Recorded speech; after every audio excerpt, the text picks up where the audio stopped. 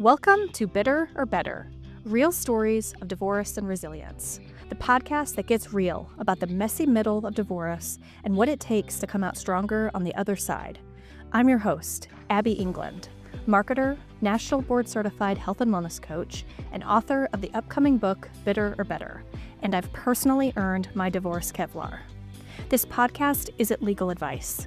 It isn't tips and tricks and don't forgets and hacks and how-tos. There's plenty of other podcasts out there interviewing lawyers, therapists, accountants, all sorts of divorce scientists. This podcast is raw, real conversations with everyday people who have jobs, kids, responsibilities, commitments, and yet they've weathered the heartbreak, rebuilt their lives, and found unexpected strength along the way. Because while divorce can break you, it can also make you better. You are not alone. Let's hear someone else's story and see what resonates. And you would think that the red light, green light ends there, but it doesn't. It doesn't. Wow. Yeah.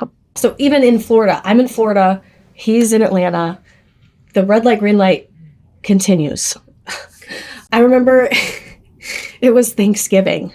My family had some extended family over at the house, and we're having Thanksgiving lunch. Mm-hmm. And it was during a green light phase, and I hear my phone buzzes, and my stepdad is 2 feet away from me at Thanksgiving lunch. Okay, and I look down at my phone buzz, and it's a fucking dick pic. He sends me a dick pic. My stepdad is 2 feet away. I don't know how far, 2 feet. 2 feet away, probably. And I'm like, holy, I gotta go downstairs. Because my family knows what's going on, so I kind of get to use it as an excuse. But I go downstairs, and I send him a picture back, and then we FaceTime, are intimate with each other, with my family upstairs at Thanksgiving lunch. On FaceTime? On FaceTime. Okay. Yeah. Okay. Green light. And on our anniversary fell in there because our anniversary was 10 years, wasn't it? Or it was that was going to be 10 years. Yeah, you're right. Yes. And we had talked about, in one of those green light phases, we had talked about going to like Vermont or something. Mm-hmm. And then red light. Yeah, red light. I would have been probably like mid-December. Mm-hmm. I came back to Atlanta because I'm like, I like Atlanta. I want to live here. It's awesome. So I got to build a network. And so I came back for like an American Marketing Association holiday party. Mm-hmm. I stayed in an Airbnb, and he and I had kind of like been texting about possibly doing dinner when I was back. We scheduled a dinner, and it was nice. We talked about work. At that point, he had seen a therapist a couple of times. And so we talked, because I had I continued to ask him. And at one point I was just like, just go for you. Right. Go for you.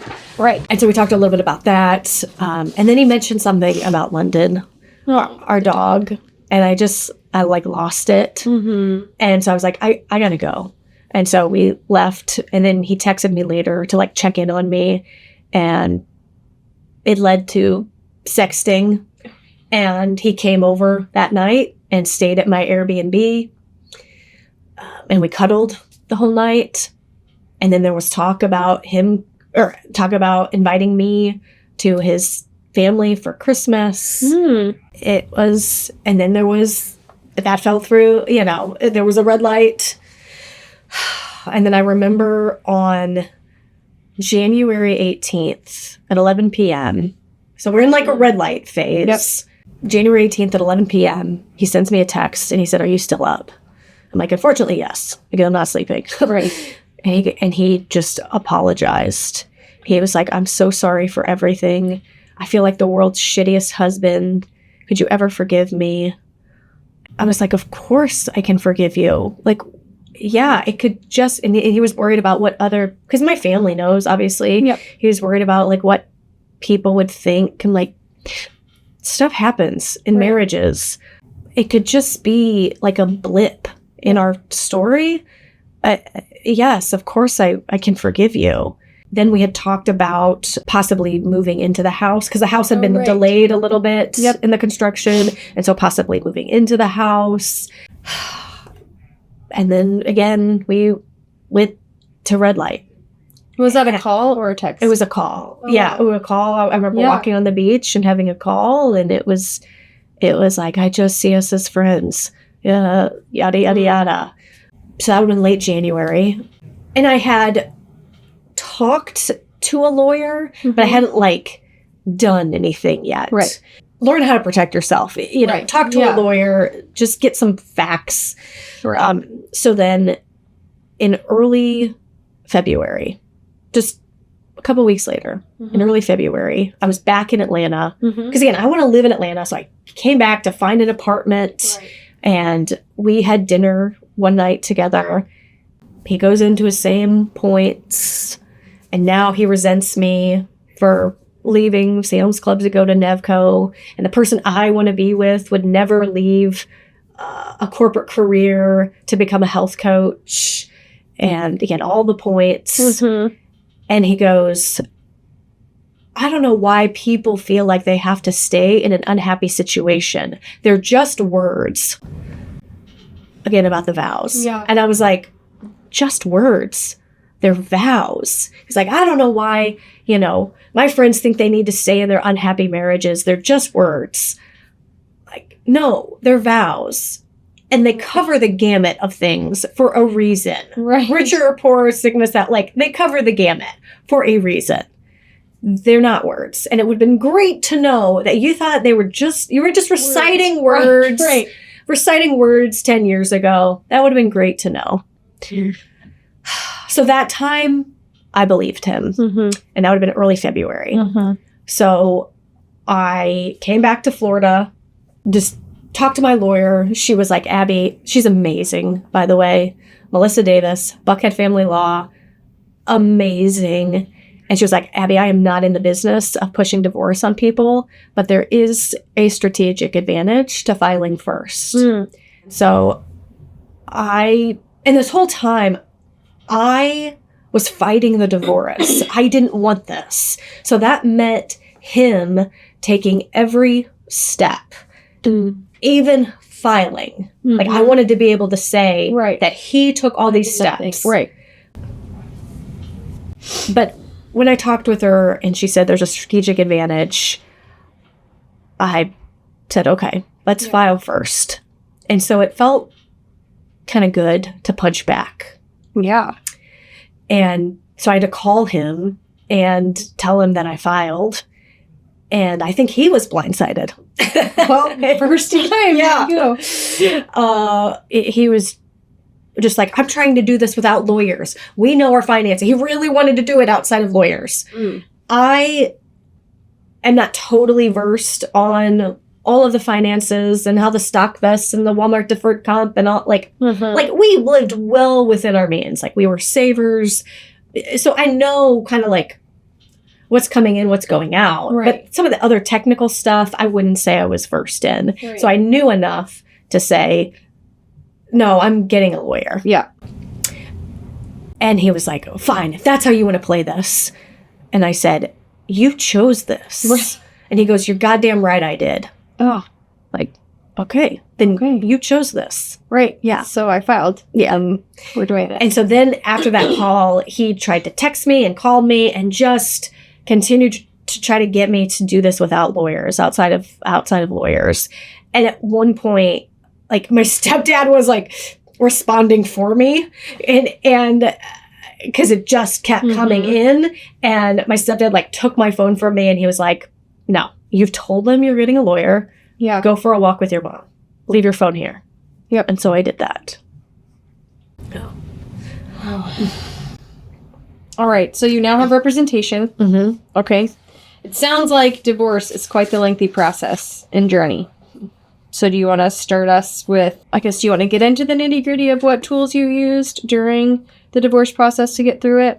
It was a process for me. For some that I've interviewed, it's not a lengthy process. Some people can do it outside of lawyers.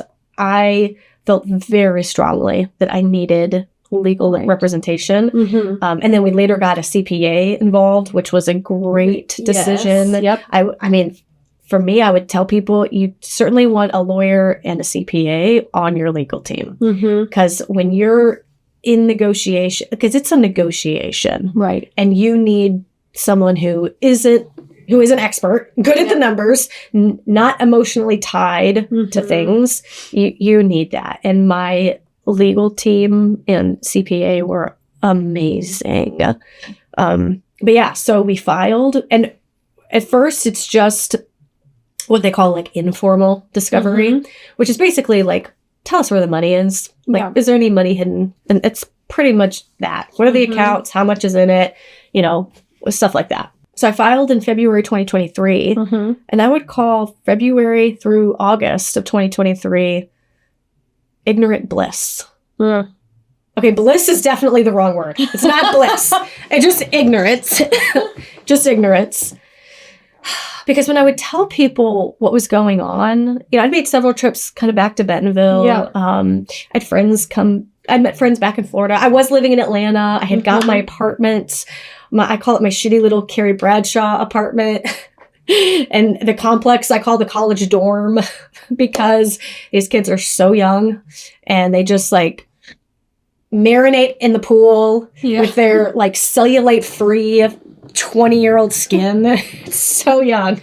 But it's great. And it was all mine. It's right in the best part of the city. And I just kind of showed up as the Abby that I was starting in February 2023. Okay. Yeah. I know how to start over in a city by myself. I did that in Bentonville, you know, after grad school. I can do that. I jumped into all the things. And I was just kind of my extroverted social self. And opportunities began to find me, which was awesome. To be on boards that I shouldn't, like, I have no business being on some of these boards. I actually went to the Natural History Museum Gala the following year. And I wore that dress because even Cinderella went to the ball by herself. Yes. I went there and I actually talked to the president and they invited me to be on the Corporate Leadership Council. So these opportunities started to find me and it was like, okay, you're cultivating a life in Atlanta. But when I would tell people the story of what happened, because they were curious. They saw less of him in my social posts. I was doing all sorts of things too. I was doing so much stuff like by myself. You need to get used to the fact that you will be doing things by yourself. Yeah. But it also like built my confidence. But they saw less of him in my social media posts. So there was questions. And when I would share the story and the reasons, they were just like, that doesn't seem strong enough to end a marriage. Yeah. Are you sure? And I'm like, he's the most loyal person I know. No, it's not that. I don't think it's this other thing. But enough people had said things. And then I remembered I was in a meditation one afternoon because I meditate every afternoon for just like 10, 15 minutes. And I was in a meditation out of nowhere. This thought pops into my mind and it goes, wait a minute. Why wasn't there a refund on the credit card for the Savannah trip? Wait a minute. And that kicked off an investigation, let's say. So this was when? Timing? Because you had said this would have been early August. Okay. Because you ended the ignorance period in August. Yes. Okay. So this was in early August where I was meditating and that thought where I was like, wait a minute. Why wasn't there a refund? Because you were supposed to go to Savannah when? Back when I was in the apartment, I was kind of going through finances and I saw a charge for a hotel in Savannah. And so I asked him about it. I was like, oh, hey, what's this? And he said, oh, I got that for us as a surprise. But then you went to Florida with Megan. Right. And at that time, I was like, oh, that's so sweet. I mean, we're in red light, green light. Yes. I'm in survival mode. I'm like, that's so sweet. I remember giving him a hug. I mean, that's so nice. Just it's a surprise. Like, okay, yeah. In that meditation, though, I thought, wait a minute, where's the refund? And oh, by the way, Megan's got 2 little boys. we had Florida planned for months. Like, it's not like we woke up one Friday and was like, let's go to Florida. I'll meet you there. Right. Like, no, this would have been planned for months. And when I went back and checked, it wasn't even the same weekend. So what the fuck was in Savannah? Like, that was the first puzzle piece. So for the next couple of weeks, I continued to find puzzle pieces. And I remember coming back to Arkansas and sitting with you at Blake Street, and we did this together. We each had our computers up. We each had our computers up. Yeah. And we did this together. And I made a pivot table of the cell phone log. Listen, I could tell you so much about AT&T policy of what shows up on a call log, what shows up on a message, whether it's a text message or an iMessage. Basically, if you're on Wi-Fi or on cellular, I could tell you all this stuff. Put the puzzle pieces together and saw that one number came to the top. And one number he was calling every single day, like on the way to work, every single day on the way home from work. And so I had a hunch based on a deleted text from that night in Nashville that I just ignored or, just didn't, because he was so loyal. I didn't think anything about it until you and I started digging and putting the puzzle pieces together. And when you call someone, going back to the call log, when you call someone every single day and then there's strings of 3-4 days where there's no calls between you, guess what? You're probably together. And I can marry that up against the credit card statements and be like, oh, I don't remember being in Nashville. I don't remember being in Miami. I don't remember being in Savannah. Oh. Yep. Okay. You're having an affair. That's what all this was. You were having an affair.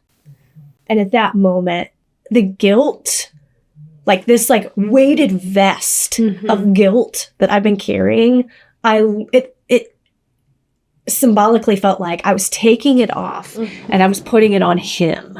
Like, no. I know enough about affairs to know that it's not about the spouse. It's about you and your bullshit, whatever you're going through. I'm not carrying around this anymore. Yeah. And after that, it was a whole new ballgame. Okay, so the investigation was really, unfortunately fun because we were finding all sorts of just backdoors and Googling and over here, pivot tables, all this stuff. Yeah. So what did you find out in your investigation? Yeah. You're really good at that, by the way. I'm really good at that. You are good. So he was having an affair with a colleague at work. At the job that we moved to Atlanta for. They didn't know each other prior, but man, they moved fast. And while I don't know the exact date, the earliest data point that I have, from the call log is that she called him. That was the first instance of personal cell phone talking. She called him on his birthday at night, mid-May of 2022. You don't just call a colleague and wish him happy birthday at night. You don't just do that. And it usually doesn't start with a call. It starts with texts. But texts, if it's an iMessage, if it's going iPhone to iPhone, if it's an iMessage or a text, and if you're on Wi-Fi or cellular, there's all these rules of when it does and doesn't show up on the text log. So the text log is a little tougher to decipher, but you don't just start with a call. So it's fair to infer that the relationship started before May 2022 via text, when she was still married. Her divorce wasn't finalized until late August of 2022. And when did he drop the "I'm unhappy" bomb? that first weekend in September of 2022. Yeah. It's funny how all the pieces and parts of the puzzle all come together to make that timeline. I have to just trust God's grace and timing that I found out the way that I did, because I found out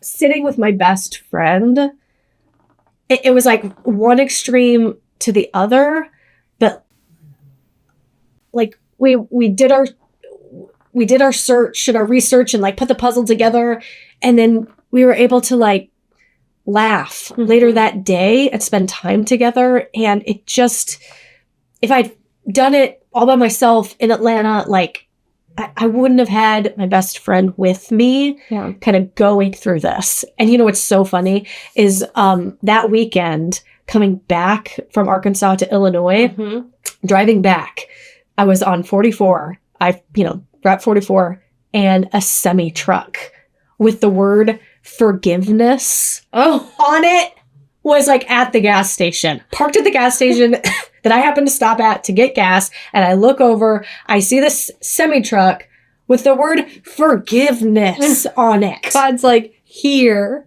Like,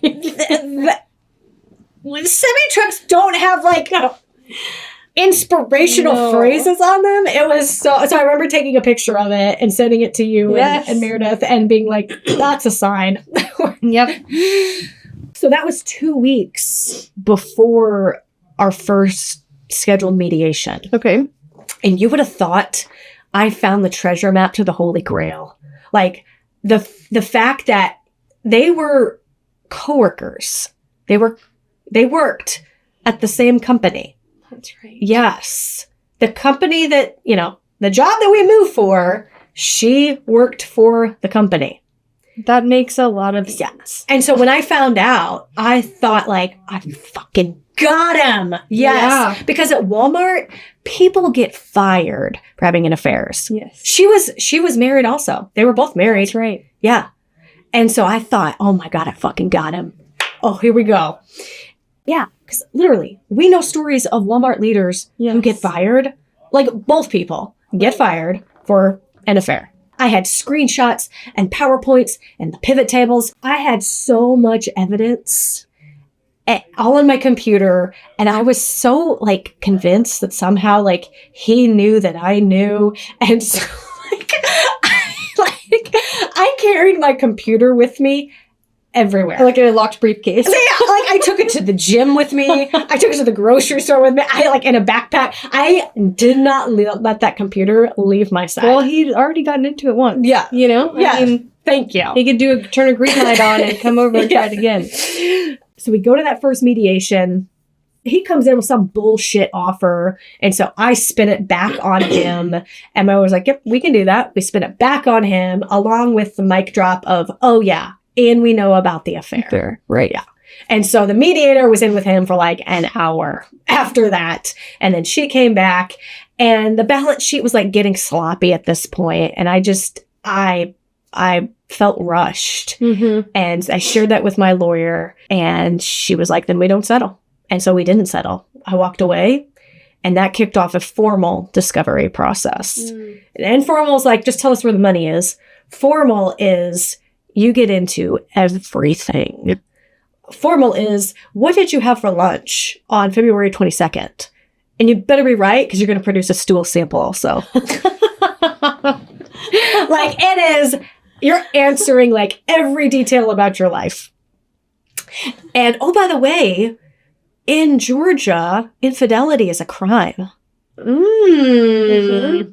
And only 2 states let a jury preside over your divorce case. At the time of this recording, I'm basically a paralegal at this point. Texas and Georgia allow jury trials. But when my lawyer told me that it was a crime, I was like, can he go to jail? He's going to go to jail. Can he go to jail? She was like, no, it's more like a speeding ticket. I'm like, fine. Okay. With jail time though, right? Right. But because of that, there's a section in the formal discovery process or in the formal document that talks about extramarital affair. And he pleaded the 5th. So because infidelity is a crime in Georgia, we get to interpret that as a yes, Okay. which it was. Right. Like, We know that. Yeah. and depositions prove that. So then there was a question of depositions. Deposing him, deposing her. And then, because I wanted to do that, then Abby, you also have to get deposed. You just don't get to not get deposed. Yeah. And so we had my deposition and then his deposition and her deposition. I go into my deposition. They got nothing on me. Like I'm squeaky clean. I remember his lawyer is asking me some questions about like prescriptions and medications. And I tell her, I'm on this like yeast overgrowth herb. She's like, what's that for? I'm like, it's for my candida. What's candida? Well, it's yeast overgrowth in your stomach. Well, how do you know when you have it? Well, my face breaks out. Well, who prescribed it for you? My chiropractor. Like, keep coming. How in the world is my candida? We can talk about candida. We can talk my candida. How is this even relevant to him having an affair? Please come at me with health talk. I'm gonna take it on so many rabbit holes. And then another one was there was a charge because you have to produce all your expenses. Yep. And there was a charge for like $5,000, and I couldn't remember what it was for. It was like for infinity services. And the moment I couldn't remember. And she goes, "Is it jewelry?" And I go, "No, like I don't know." And then I looked at it, I'm like, is that my CPA to my lawyer? And she's like, "Oh yeah, that's Chad." I'm like, "Oh yeah, okay, it's Chad, it's my CPA." And his lawyer was like, "Are you sure it's not earrings?" I'm like, "No, it's not. I don't buy jewelry." She goes, What's the last jewelry you bought?" I'm like, "I think a pair of earrings at a flea market in Italy." Like, they were not $5,000. Yeah. So I made her work. Like, I had prep sessions with my lawyer that's right. on prepping for the depot for mine. My lawyer was like, she coached me through it. She's like, you just answer the question. You don't elaborate on it. You just answer what's being asked. And you could ask people to clarify. And like, you make sure you understand what's truly being asked. Like the question, do you know what time it is? It's 8:30. No. The question is, do you know what time it is? yes. Yes.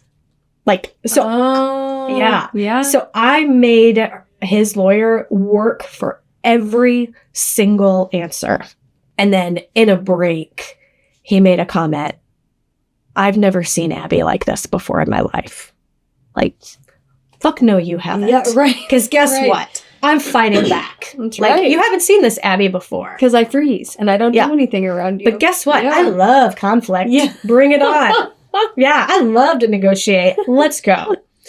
So, to hear that, I was like, yeah, you know what? I totally did puff up. And you haven't even seen me yet. Right. Yeah. And then we had, obviously, his and her depositions were not as much fun as mine. My lawyer coached me on their depots also and said, you don't win a deposition. It's not about, depots are just about gathering information. It's not about like catching them in a lie and like proving them wrong and like winning the depot. She's like, it's just about gathering information, because where you want to prove them a liar is when they're on the stand in court in front of a jury. That's where you want to kind of catch them flat-footed, not in a depot.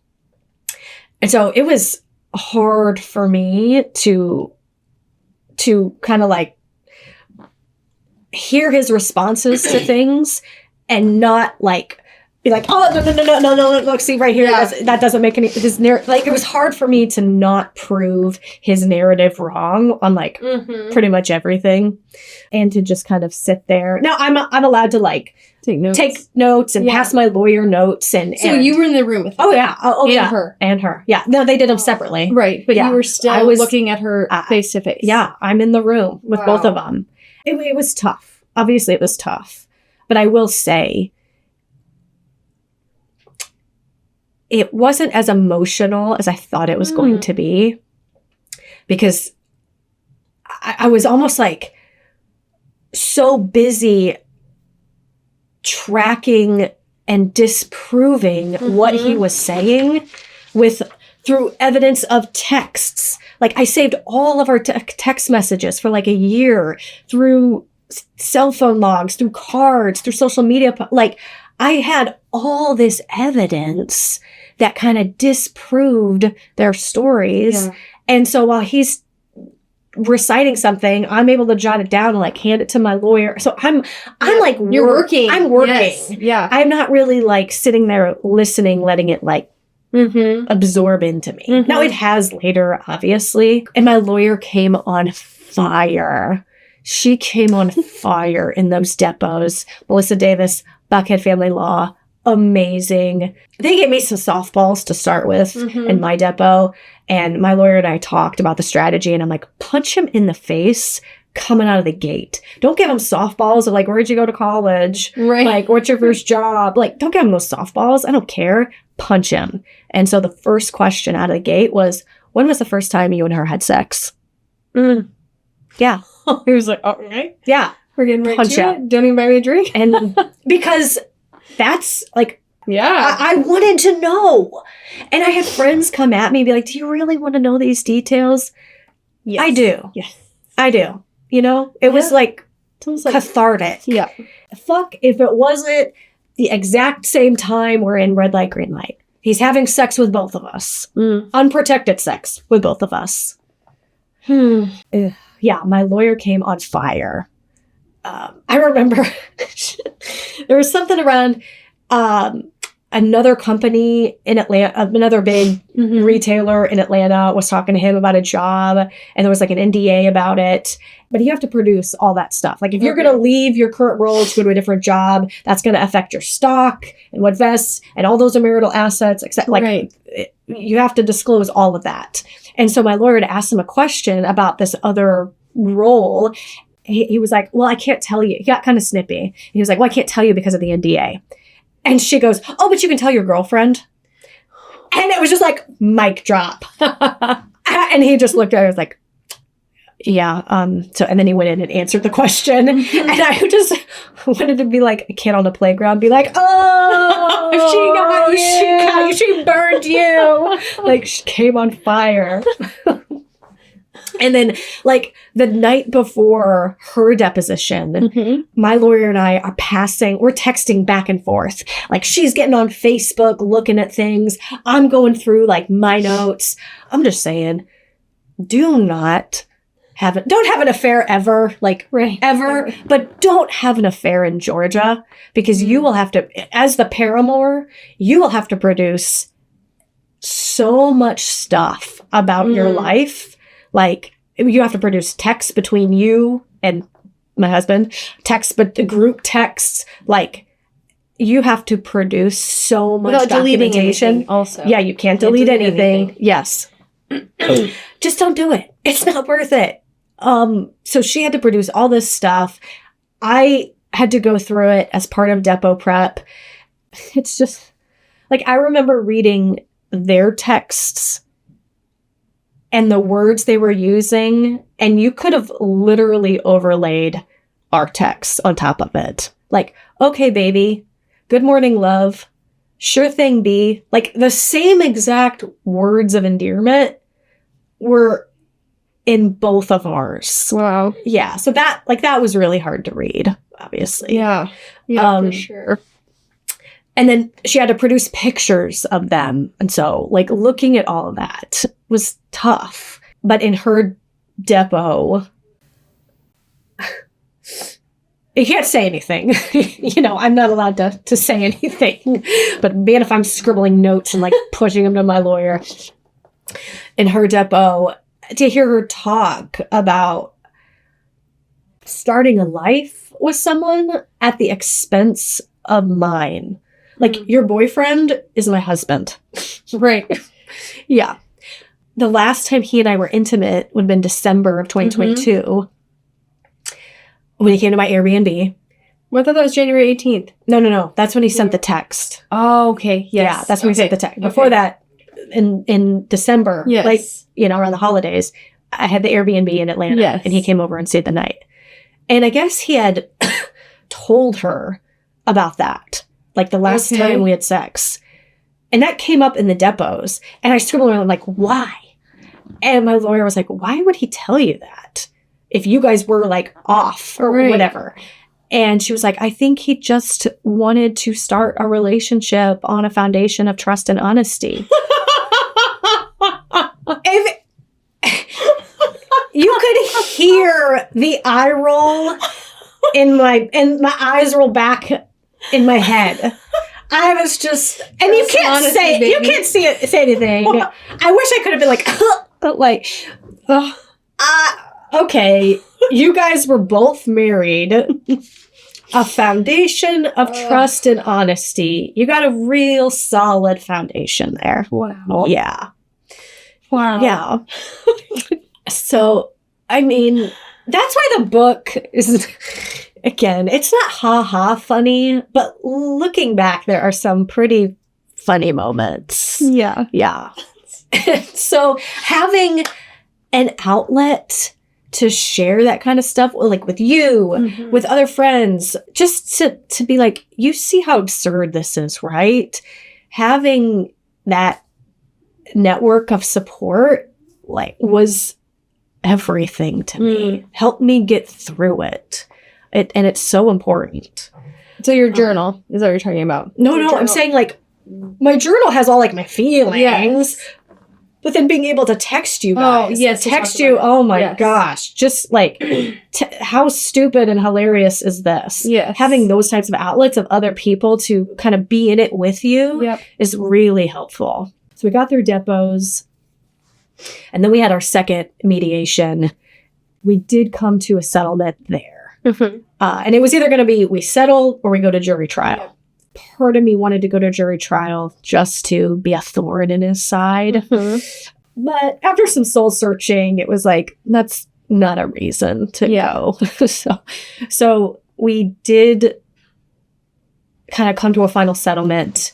And I remember looking at the piece of paper that had kind of the over and above the 50 and looking at that amount and just thinking, this is not indicative of the pain I have felt in the last year and a half. And I remember crying.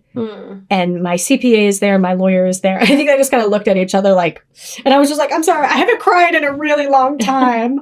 And I'm just thinking, like, this is not fair. Like, there's basically, like, no consequence. Like, looking at, like, there's basically no consequence for infidelity. Thinking this isn't fair and this isn't indicative of the pain that I have felt. Nope. I think that's part of the lesson. And I know that's something, my lawyer would coach me on is divorce just gets you divorced. It doesn't scratch any itch for, like, justice, if that makes sense. So then we were able to come to about, 85% of the way there. There was a few things that we didn't come to an agreement on. And so we finally settled everything through arbitration, where the mediator became an arbitrator and just made a final judgment on some outstanding items. Okay. And then it was over. Done. Yeah. And that was... So funny enough, Labor Day weekend, 2022, I stepped on that landmine, that invisible landmine, and I got the final divorce decree from the judge saying you were divorced. I got that back Labor Day weekend of 2024. Wow. 2 years. Of hell. Just. Yeah. Yeah. So my lawyer, several times, she was like, you can't win divorce, Abby. Which is very hard for me to accept. Competitive Abby? Yeah. I have a hard time accepting you can't win everything. So, but it's later, after we had settled, she was like, Abby, you won your divorce. If you think about where you were starting and what you ended up with, you won. Meaning where I was starting was, if I rewind the clock, back in one of our green light phases when I was in Florida and he was in Atlanta. I think it was like a homework assignment from his therapist was, what would Abby need to see from you going forward? What would you need to see from Abby going forward? And he kind of shared that with me. So we were going to have a conversation and talk about it. So I had done my homework with things like better communication, getting back into our hobbies. We did a FaceTime. And so I went through my list and like, a focus on health and wellness and things like that. And then it was his turn. And it was kind of like, yeah, I agree with all these points. But oh, by the way, I'm going to send you an Excel sheet. And the Excel sheet is, here's what you have earned in our marriage. If I go back to your starting salary as a project manager at Walmart, so he had created an Excel sheet of like the 10 years we've been married and what my starting salary was as project manager, bonus, stock, like, and then my promotion to senior manager and then promotion to director and then at Nevco. He's like, here's what you've earned in the marriage.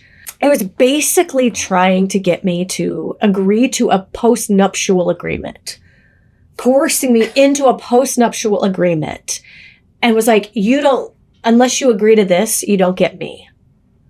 You don't get me unless you agree to this. Because like the money was part of the things I need to see from Abby, part of the homework from the therapist. It felt like an ambush. Yeah. I at least had the wherewithal to be like, I'm not agreeing to this. And of course it was like, well, if money wasn't everything to you, then you would agree to it. It's like, no, that wasn't the spirit of the exercise. I literally just went through a list of other things. I know, of the things that make a marriage. Right. These are the things that make a good marriage. This, like, finances don't keep a marriage together. And I'm not agreeing to this. Like, no, that's not the spirit of the conversation that we were supposed to have. Right. So so that number was, what Abby had earned in the 10 years of the marriage, that number was not even a fraction of like what I walked away with. So my Laura was like, again, where he was starting mentally and where you ended up actually, she was like, Abby, you won the divorce. Okay. Okay. Got it. I feel better now. Okay, great. But like, still, that like, it's painful. Yeah. Even you can have all the money in the world, and it's still painful. Yeah. Thanks for listening to Bitter or Better, where we turn heartbreak into healing and survival into strength. As Brené Brown says, vulnerability is the last thing we want to show, but the first thing we look for in others. That's what this is all about. Real people showing up, sharing their stories, and reminding the rest of us that we're not alone. If this episode resonated with you, share it with someone who might need to hear it too. And remember, you have a choice: bitter or better. See you next time for more real stories, real people, and real resilience.